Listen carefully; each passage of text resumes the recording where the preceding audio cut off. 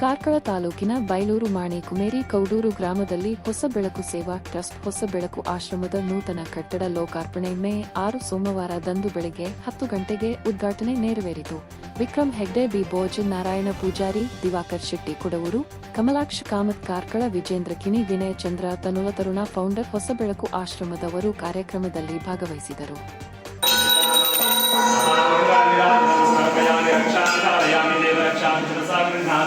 ಸ್ವಸ್ತಿ ಪ್ರಜಾಭ್ಯಾಂ ಪರಿಪಾಲಯಂತಾಂ ನ್ಯಾಯೇನ ಮಾರ್ಗೇಣ ವಯಂ ಮಹೇಶಾಃ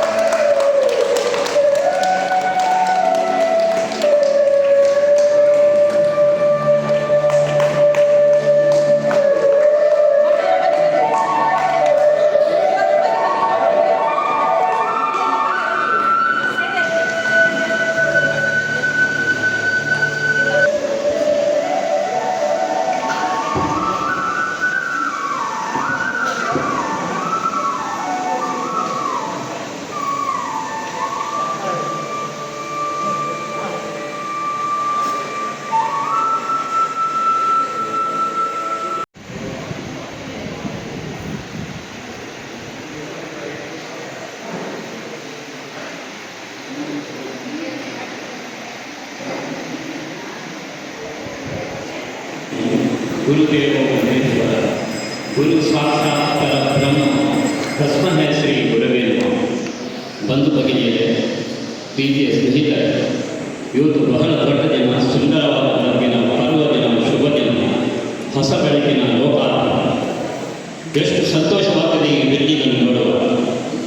ಮೊದಲು ಮಾತನಾಡುವ ಮುಂಚೆ ನಾನು ಸಾಹಿಬಾಬರನ್ನು ಸ್ಮರಿಸಿ ಅವರ ಆಶೀರ್ವಾದವನ್ನು ಪಡೆದು ಮತ್ತೆ ಮಾತನಾಡುತ್ತೇನೆ.